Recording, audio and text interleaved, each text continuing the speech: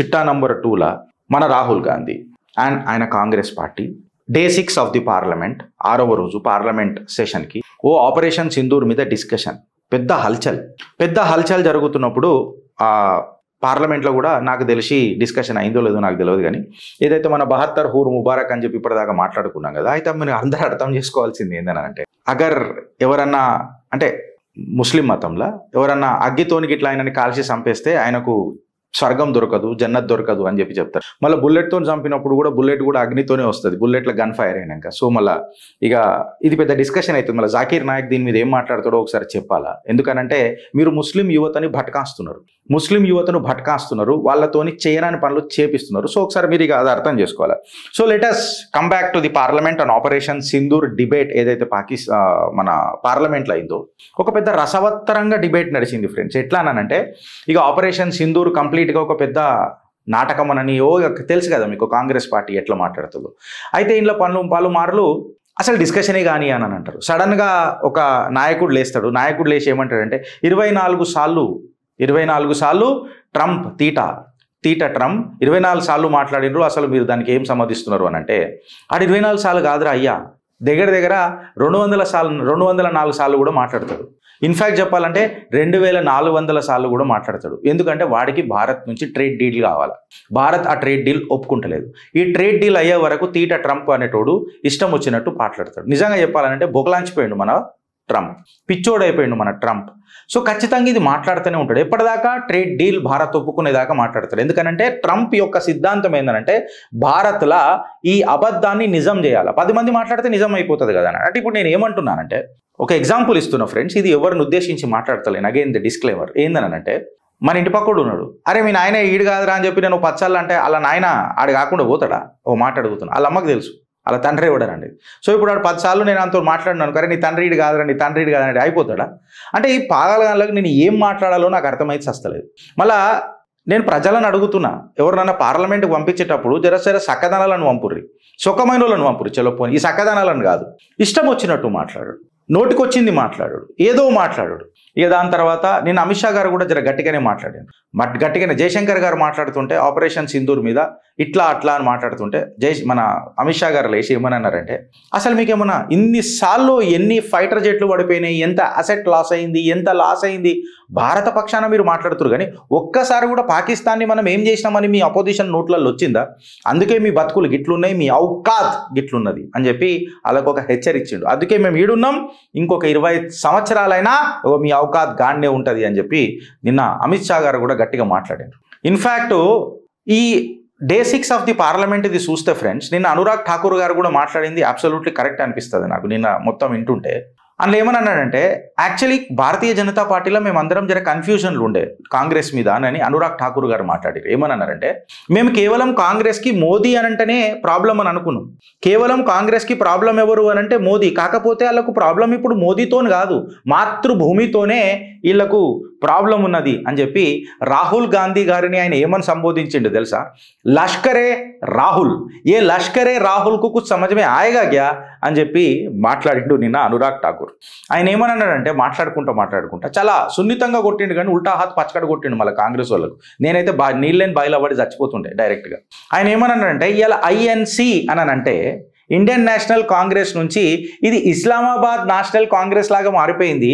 ఎంతసేపు పాకిస్తాన్ని ప్రేమించుడు తప్ప భారత్కి మద్దతు తెలుపుడు లేదా భారత్ పరాక్రమాన్ని పొగుడు ఇలా నోటికి వస్తుందా అని చెప్పిండు. ఆయన ఇంకొకటి ఏమన్నాడంటే, అరే ఎంతసేపు మేము పాకిస్తాన్ ఆక్యుపైడ్ కాశ్మీర్ని భారత్లకు ఎట్లా తీసుకొద్దాం, పాకిస్తాన్ ఎట్లా ఇబ్బంది పెడదామని ఆలోచిస్తే ఈ రాహుల్ ఆక్యుపైడ్ కాంగ్రెస్ నుంచి వచ్చిన నాయకులు ఆ స్టేట్మెంట్ చూడరు మీరు.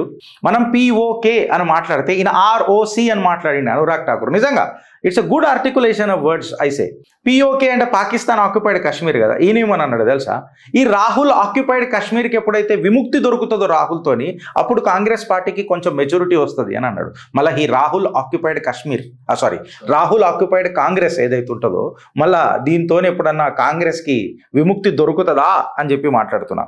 ఈయన పాకిస్తాన్ని ప్రేమించుకుంటా ఈ పెద్ద మనిషి, నేను లీడర్ ఆఫ్ ది అపోజిషన్ అని అనురాగ్ ఠాకూర్ గారు మాట్లాడారు, నేనంటలే. లీడర్ ఆఫ్ ది అపోజిషన్ నుంచి లీడర్ ఆఫ్ అపోజింగ్ భారత్ లెక్క మారిపోయిండు అని చెప్పి నేను అనురాగ్ ఠాకూర్ గారు అన్నారు. ఇది కేవలం రాహుల్ గాంధీకే వర్తించదు. చిదంబరం గారు కూడా ఒక పెద్ద స్టేట్మెంట్ నిన్న మాతృభూమి న్యూస్ పేపర్లో వచ్చింది ఫ్రెండ్స్. అది ఏమన్నాడంటే, అసలు ఏందా బీజేపీ వాళ్ళు ప్రతిసారి ఒక మాట మాట్లాడతారు, అసలు ఈ టెర్రరిస్టులు ఎవరైతే వచ్చిరు చూడు నిన్న చంపిరు చూడు మనము, వీళ్ళందరూ పాకిస్తాన్ నుంచే వచ్చిన వాళ్ళని ఎట్లా తెలుస్తుంది అంటే కరెక్టే. చిదంబరం గారు అన్నది కరెక్టే. పాకిస్తాన్ నుంచే వచ్చిండ్రని ఎట్లా తెలుస్తుంది? మీ ఇంట్లోకైనా కూడా రావచ్చు కదా చిదంబరం గారు. సోనియా గాంధీ గారి ఇంట్లోకైనా కూడా రావచ్చు, రాహుల్ గాంధీ గారి ఇంట్లోకైనా కూడా రావచ్చు, ఏడికైనా రావచ్చు. ఇక్కడ కొంతమంది పాకిస్తాన్ని ప్రేమిస్తా అంటారు మన తెలంగాణలో కూడా, వాళ్ళ ఇంట్లోకైనా కూడా వచ్చిర్రొచ్చు. మళ్ళీ మీరు అన్న మీరు ఏదైతే అనుమానాలు వ్యక్తం చేసిరో అనుమానాలకు నేను పదును పెడుతున్నా అంతే. నేను నమ్మకం, నేను కూడా అంటున్నా కరెక్టే, మీ ఇంట్లోకైనా కూడా రావచ్చు అని చెప్తున్నా. ఇది వీళ్ళు ఏడుదాకా పోతారని అంటే ఫ్రెండ్స్, ఇప్పటిదాకా మనం ఆపరేషన్ మహాదేవ్ గురించి మాట్లాడుకున్నాం కదా, ఈ డిస్కషన్ కూడా రేపు తెస్తారు, మీరు చూడండి. ఏందని అంటే ఫస్ట్ మీరు ఈ హాసిం మూసా, ఈ యాసిర్ వీళ్ళందరు స్కెచ్లు గీసిరు కదా, ఫస్ట్ ఈ స్కెచ్లు ఆళ్ళయ్యేనని ఎట్లా తెలుస్తుంది? మీరు మొత్తం మాకు శాటిలైట్ ఇమేజ్ పెట్టాలా, ఆపరేషన్ ఎట్లా చేసినామో మాకు వీడియో చేసి చూపెట్టాలా, మాకు ఆ వీడియో అంతా చూపెట్టాలా. మీరు ఏదైతే ఇప్పుడు పార్లమెంట్ సెషన్స్లా మా మీద పెత్తనం జలాంచనీకే సడన్గా పార్లమెంట్ టైంలోనే ఆపరేషన్ మహాదేవ్ చేసిన అని చెప్తున్నారు, తీవ్రవాదులను హతమార్చిన అని చెప్తున్నారు. అసలు చంపింది ఇల్లే, ఆ స్కెచ్లు కరెక్ట్ అని ఎట్లా తెలుస్తుంది? వాళ్ళ తండ్రి ఇంటర్వ్యూ తీసుకున్నారా, అని DNA టెస్ట్ చేసిండ్రా, వాళ్ళ అమ్మనాడికి తీసుకోపోయినరా, ఆడికి అలా భౌతిక శరీరాలు వాళ్ళకి అప్పచెప్పిర్రా? ఇట్లాంటి క్వశ్చన్లు కూడా కాంగ్రెస్ పార్టీ నుంచి వస్తే మీరు ఆశ్చర్యపోవాల్సిన పని లేదు. ఎందుకంటే వాళ్ళ చరిత్ర కాంగ్రెస్ హీనా చరిత్ర. ఇట్లా కూడా వస్తాయి, ఖచ్చితంగా వస్తాయి. ఇక దాని తర్వాత మన సుశీల్ కుమార్ షిండే గారి కూతురు అనుకుంటా, ఇఫ్ ఐఎమ్ నాట్ రాంగ్, మన పరిణీతి షిండేనో మా పేరేమో ఉన్నది, ఆమె లేచి ఆపరేషన్ సింధూర్ అనేది ఒకటి మీకు ఒక పెద్ద దేశభక్తి లెక్క అనుకుంటున్నారు, కానీ అసలు ఇది ఏం జరుగుతుందో దేశంలో అసలు అర్థమైతలేదు. ఎన్ని రఫేల్ జెట్లు పడిపోయినాయో తెలుస్తలేదు, ఎంత అసెట్ ఏమైందో తెలుస్తలేదు, అసలు మీరు ఏమేం చేసిరో ఆపరేషన్లో మాకు చెప్తలేరు. అడిగింది 4 ప్రశ్నలు అబ్బా, పరిణీతి షిండే గారు అడిగింది 4 ప్రశ్నలు. ఆ 4 ప్రశ్నలకు కూడా ఆమె పేపర్లో చూసుకుంటా మాట్లాడుతుంది. అంటే నేను ఏమంటున్నానంటే, ఇసుంటోళ్ళని పార్లమెంట్లకు ఎందుకు పంపుతున్నారు రాబాయ్ అని చెప్పి నేను ఇలా ఓటర్లను అడుగుతున్నా. వీళ్ళు ఏం అడగనికే పోతున్నారు అంటే భారత్ అవమానపరచనికేనా? ఇప్పుడు పాకిస్తాన్కి సపరేట్గా ఇంటర్నేషనల్ మీడియాలో మాట్లాడాల్సిన అవసరం లేదు బ్రదర్. వాళ్ళు ఈ క్లిప్పింగ్స్ తీసుకొని ఇంటర్నేషనల్ మీడియాలో పెట్టి కొడుతూ ఉంటే మనం అవమానంతో తలకిందికి వేసుకోవాలా? ఇది ఇలా నువ్వు నేను భారత్లో ఉన్నాం కాబట్టి మనకు అంత పెద్దగా తెలియకపోవచ్చు. అదే మన మిత్రులు ఎవరైతే అమెరికాలో అక్కడక్కడ ఉన్నారో వాళ్ళకి వీడియోలు చూపించి అడిగినప్పుడు పాపం వాళ్ళు ఏ రకంగా అవమానపడతారో ఒకసారి ఆలోచించిరా? ఈ కాంగ్రెస్కి ఏమైనా తెలివినాయా? అంటే ఇప్పుడు పరిణీతి షిండే ఏమన్నదంటే, జయశంకర్ గారు ఏం చేసేది ఉండే అంటే, ఫస్ట్ ప్రైమ్ మినిస్టర్కి కూడా చెప్పాల్సి, ఫస్ట్ అంటే ఇప్పుడు మన ఈ మిలిటరీ ఆపరేషన్స్ హెడ్ ఉంటారు కదా వాళ్ళు, మన అజిత్ దోవల్ గారు, ఇంకా జయశంకర్ గారు, ప్రైమ్ మినిస్టర్ మోదీ, వీళ్ళందరూ ఎవరైతే ఉంటారు కదా, ఫస్ట్ ప్రైమ్ మినిస్టర్ ఆఫీస్కి అప్డేట్ చేయొద్దు ఆపరేషన్ ఏమన్నా అయితే. ఫస్ట్ ఫోన్ చేసి, పరిణీతి షిండే గారు ఇప్పుడే జస్ట్ మేము పుచ్చలు వలగొట్టినాం అందరివి, ఇంకా మొత్తం తెలియదు, ఏ డ్రోన్లు యూజ్ చేసినామో తెలియదు, ఆ డ్రోన్ల మీద చిన్న బార్కోడ్ స్టిక్కర్ ఉండే తీసుడు మర్చిపోయినాము, అది అయినా పెద్ద లాంగ్ ఇమేజ్లలో పెద్ద కనబడదు, పేల్చేసి వచ్చేసినాము, ఇవన్నీ నేను మీకు చెప్తున్నా, మొత్తం మీకు సీన్ అంతా మీకు చెప్తా, మీరు ఓకే అన్న తర్వాత నేను మీకు ప్రైమ్ మినిస్టర్ ఆఫీస్కి కూడా చెప్తా, నాకు మీ హాట్ లైన్ తెలియదు, ఎందుకంటే నెక్స్ట్ అప్డేట్ మీకు ఇవ్వాలని అంటే ఇదేదో నంబర్ నాకు తెలిసింది నేను చేసిన, మిమ్మల్ని సారీ మీ నంబర్ కూడా అడుగుతున్నా నేను, మళ్ళీ మీకు ఎట్లా కమ్యూనికేషన్ ఇస్తావని చెప్పి వీళ్ళకి ముందు చెప్పాలన్నమాట ఈ సక్కదనాలకు. ఇప్పుడు సుశీల్ కుమార్ షిండే కూతురు కాకపోయిన ఉంటే ఈమె అసలు యాక్చువల్లీ పార్లమెంటేరియన్ అవుతుండేనా, పార్లమెంట్లో గెలుస్తుండేనా? ఇన్ఫ్యాక్ట్ చెప్పాలనంటే ఈ కాంగ్రెస్ నాయకులంతా రీల్స్ చేసుకొని బతకాల్సిన బతుకులు. కరెక్టా కాదా నేను చెప్పింది? కరెక్టా కాదా నేను చెప్పింది?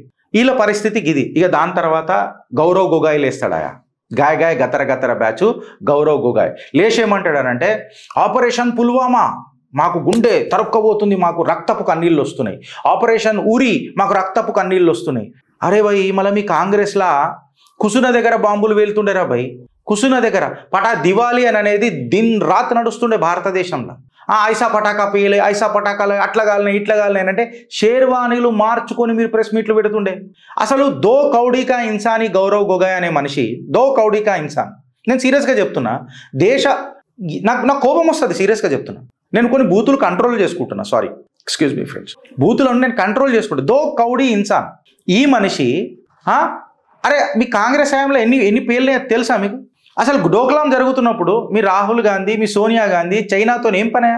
ఇంకొకటి ఏమంటాడంటే ఇదే గౌరవ్ గొగాయ్, మన దగ్గర ఇంత టెక్నాలజీ ఉందని అంటారు, ఇంత అడ్వాన్స్ టెక్నాలజీ ఉందని అంటారు, అట్లుందని అంటారు. మన ప్లేన్స్ ఆడేదో లైన్ ఆఫ్ కంట్రోల్ ఉంటే ఈడికే ఎందుకు అటాక్ చేస్తున్నాయి, అది దాటేందుకు పోతే దాన్నే టెక్నాలజీ అంటారు రాహులగా, దాన్నే టెక్నాలజీ అంటారు రాహులగా. అంటే నువ్వేమనుకుంటావు, పాకిస్తాన్లో పోయి మళ్ళీ నువ్వు పోయేది ఉండే కదరా భయ్, అబ్బా గదర్ సినిమాలో సన్నిడేలు పట్టుకొని పోతారు చూడు, ఇట్లా పెద్ద తోపు భుజం మీద పెట్టుకొని గట్లా పోయేది ఉండే బార్డర్ క్రాష్. మేరా భారత్ మహాన్ మే పుచ్చలు వలగొట్టి వస్తే ఒక్కొక్కడివి నా వెనక పిచ్చివాడ నాది వలిగిపోయినా పర్వాలేదు నేను పోతా, నా పేరు గొగాయి అని చెప్పి పోయేది ఉండే.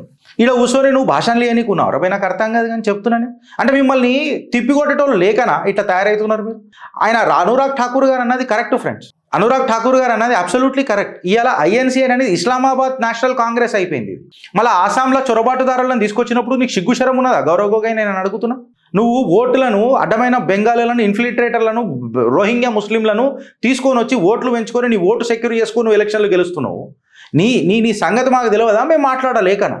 అంటే నీకు అన్ని క్లారిటీగా చెప్పాలా? అరే ఎన్నిసార్లు కూడా ఎన్ని రాఫేళ్ళు పడిపోయినాయి, ఎన్ని జెట్లు పడిపోయినాయి.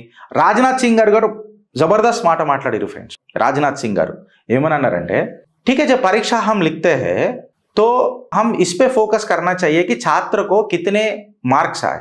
हम इस पे फोकस नहीं करना चाहिए कि ये जब एग्जाम लिखते समय, परीक्षा लिखते समय पेंसिल का नोक टूट गया या पेन में रिफिल खत्म हो गया, इससे कोई मान्य नहीं रखना पड़ता है कि छात्र को मार्क्स कितना आए. అంటే ఎగ్జామ్ రాసేటప్పుడు పిల్లలు ఎవరైతే ఉంటారు కదా ఫ్రెండ్స్, ఆయనకి ఎన్ని మార్కులు వచ్చినాయో అనేది పోరాడి చూస్తాం. కానీ ఎగ్జామ్ రాసేటప్పుడు పెన్సిల్ నో కిరిగిపోయింది, పెన్ల రీఫిల్ అయిపోయింది, ఎన్నిసార్లు అయిపోయింది, ఎన్నిసార్లు కొత్తసార్లు షార్పనింగ్ చేసుకోవాల్సి వచ్చింది పెన్సిల్ని, దీన్ని చెక్ చేసుకోవడం వాడు ఎన్ని మార్కులు వచ్చినాయి అన్నది చాలా ఇంపార్టెంట్ ఉంటుంది.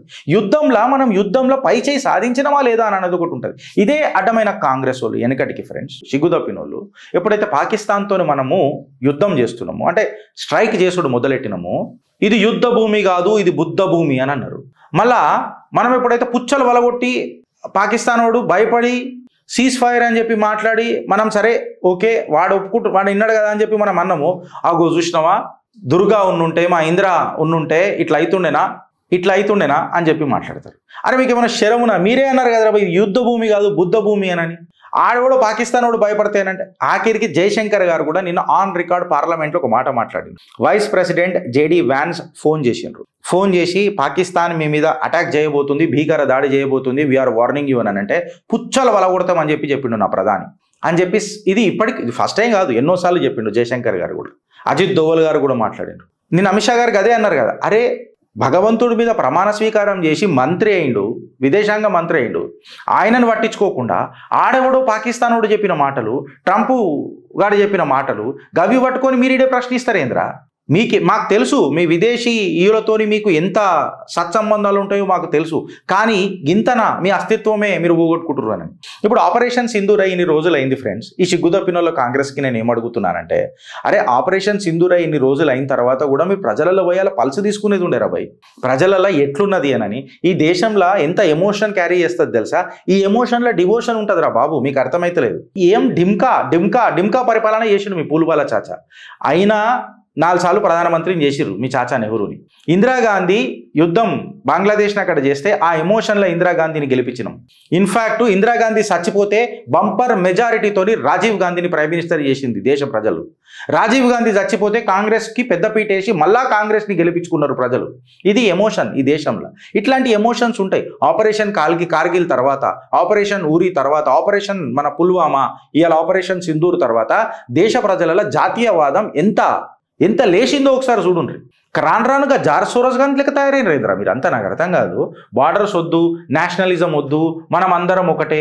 ఎందుకు మళ్ళీ అది పైసలలో కూడా గట్లనే ఉండాలి. మీరు సంపాదించిన పైసకు బ్యాంకులలో సేఫ్ డిపాజిట్ లాకర్లు ఎందుకు? మీ ఆస్తులకు బార్డర్లు ఎందుకు? కాగితాలు ఎందుకు? దస్తావీజులు ఎందుకు? పంచేసేయరు అందరికీ. మళ్ళీ ఫస్ట్ మీతో మొదలెట్టురు కదా, తర్వాత మా దగ్గరికి వద్దాం. అదొద్దు.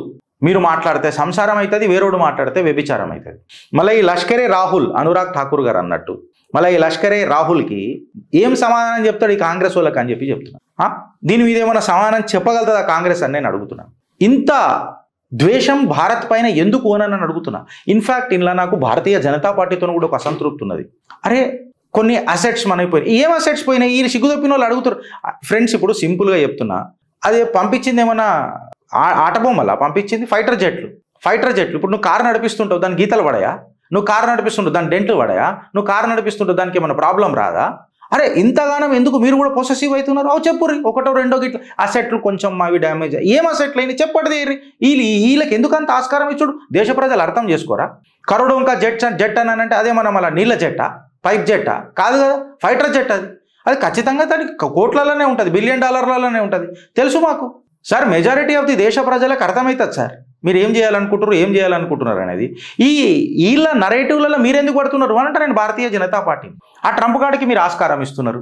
ఇష్టం వచ్చినట్టు మాట్లాడుతున్నాడు. ఎస్, ఇగో ఈ డ్యామేజ్ అయినా ఇవి చేసినాం మేము, అవి పుచ్చలు వలగొట్టాం. యావత్ ప్రపంచానికి తెలుసు, భారతీయులకు ఉన్న ప్రతి భారత భక్తుడికి తెలుసు. ఈ చిల్లరగాన్లను పట్టుకొని మీరు నరేటివ్లో బ్యాక్ ఫుట్ ఎందుకు అవుతారు? చెప్పురు అవు బరోబర్ గిట్ల అయినా ఈ అసెట్ అన్నట్టు. అసెట్ అంటే ఏంది? మళ్ళీ ఇండియన్ ఎయిర్ ఫోర్స్ ఫైటర్ జెట్ని అసెట్ అంటున్నావా, లేకపోతే మన ఆర్మీ పర్సనల్ని అసెట్ అంటున్నావా, లేకపోతే మిజైల్స్ని అసెట్ అంటున్నావా? డిక్లేర్ చేయండి, ప్రాబ్లం ఏమవుతుంది? ఇవాళ రాజకీయ నిపుణులు కూడా ఏమంటున్నారంటే భారతీయ జనతా పార్టీ అన్ని మంచిగా చేసినాక కూడా ఈ నరేటివ్ బిల్డింగ్లో ఎందుకు బ్యాక్ ఫుట్లో పడుతున్నది అని అడుగుతున్నారు. వీళ్ళకి ఎందుకు ఆస్కారం ఇస్తున్నారు అని అంటున్నారు. ఇప్పుడు పాకిస్తాన్ వాడికి మన మీడియాతోనే కదా చర్చ వాడు చేసేది. వాడు పాకిస్తాన్ని కూడా అంత ప్రేమిస్తాడో తెలియదు పాకిస్తానుడు, మన ఇండియన్ నేషనల్ కాంగ్రెస్ని అంత ప్రేమిస్తున్నాడు. చిదంబరం చూడు పాకిస్తాన్కి వచ్చిండ్రని రుజువైంది అని అంటే మనం ఇంట్లోకే వచ్చిర్రా చెప్పు, మళ్ళీ నువ్వు పంపించినావా అంటే తిప్పి కొట్టే తత్వం ఎందుకు కావద్దు అని అంటున్నా. ఆడు ఇంకొకటి కూడా లేచిండా, ఆడు లేచి ఆయనకి ఇంగ్లీష్ రాకున్నా కానీ మోడీ హైట్ ఇంత ఉండేనంటే గింత అయిపోయిందట, చెప్పనించికి ఛాతీ 36 ఇంచ్ అయిపోయిందట. నువ్వు కొలిచినావా? రావు టైప్ పెట్టి నువ్వు కొలిచినావా? నేను గదే అడుగుతున్నా. ఇప్పుడు ఓ జెట్ ఉన్నది, దాన్ని యూజ్ చేసినప్పుడు దాని గీతలు పడతాయి, దెబ్బలు తాకుతాయి, డ్యామేజ్ అవుతాయి, పగిలిపోతుంది, పోతే పోనీ అయితే ఏమైంది? మన సేఫ్ దేశం సేఫ్ ఉందా? మన రక్షక బలగాలు మన సైనికులు సేఫ్ ఉన్నారా? ఒక మెటీరియలిస్టిక్ పోతే ఏమైంది? No problem. ఆఖరికి మనం గెలిచినమా, భారత్ యొక్క పరాక్రమాన్ని ప్రపంచానికి చూపించినమా, ఇది చాలు మనకు. అది వేరే విషయం. ఇప్పుడు రాహుల్ గాంధీ ఉన్నారు, ఈ పెద్ద మనిషి, ఆయనని కాంగ్రెస్ ఎప్పుడు చక్కగా యూజ్ చేయలే, అందుకే ఆయన ఎప్పుడు డ్యామేజ్ కాడు, అట్లనే ఉన్నాడు చక్కదనంతో. ఆ చక్కదనం అట్లనే ఉన్నది, డ్యామేజ్ కాదు ఎందుకు అందుకే. సో ఫ్రెండ్స్ నేనేమంటా అన్నానంటే ముసుగుల గుద్దులాట ఏమన్నా అవరా ఇప్పుడు గిట్ల అయింది, అయితే ఏమైంది? పెన్సిల్తోనే ఎగ్జామ్ రాస్తున్నాం అబ్బా, నో కరగదా, డ్యామేజ్ కాదా, మళ్ళీ చెక్కుకోమా చెయ్యమా? ఐ మీన్ ఎందుకు మనం డిప్లొమాటిక్గా పోవడు? ఈ అసంతృప్తి ఖతం చేస్తుంది. ప్లస్ ట్రంప్ తిప్పి కొడదాం గట్టిగా, ఇచ్చి పడేయాల నా కొడుకులకి, ఇచ్చి పడేయాల. అండ్ మోర్ ఓవర్ ఫ్రెండ్స్ రేపు ఇవాళ ఇవి పెద్దగా ఉన్నాయి కాదు, టాపిక్లు నేను తీసుకోలే. డిజిటల్ బాంబేసింది అమెరికా మీద మన భారత్, దాని మీద రేపు తీసుకుంటా నేను కంప్లీట్గా చిట్టా, రేపన్నా ఎల్లుండన్నా తీసుకుంటా ఫ్రెండ్. డిజిటల్ బాంబేసింది అమెరికా, గాయ గత్తరు ఉన్నది. సో నేనేమంటానంటే let's play a fair game.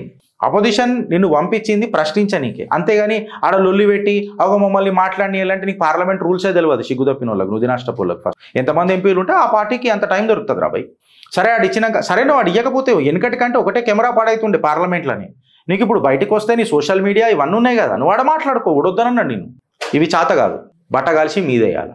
మీరు ఏ వైపు ఉన్నారో ఒకసారి ఆలోచించరు ఫ్రెండ్స్. ఇప్పటిదాకా నేను మాట్లాడిన దాంట్లో ఏమన్నా తప్పైతే మమ్మల్ని ఉత్కారేయండి, బట్ మేమన్నా కరెక్ట్ మాట్లాడితే ఈ కంటెంట్ ఒక నలుగురికి షేర్ అయ్యేటట్టు ప్రయత్నం చేయరు ఫ్రెండ్స్. కంటెంట్ నచ్చితే జర ప్లీజ్ కమెంట్ చేయండి. ఇది మన భారత్కి సంబంధించిన విషయం, రాజకీయాలకు భిన్నంగా భారతీయ జాతీయవాదానికి దగ్గరగా ఉన్న సబ్జెక్ట్. సో కమెంట్ చేయండి ఫ్రెండ్స్. అండ్ మా కృషి మీకు నచ్చినట్లయితే పక్క QR కోడ్ కనిపిస్తుంది, మీరు చిత్రగుప్తకి దయచేసి if you can donate and support, it will be helpful for us as well. Bharat మాతాకి జై.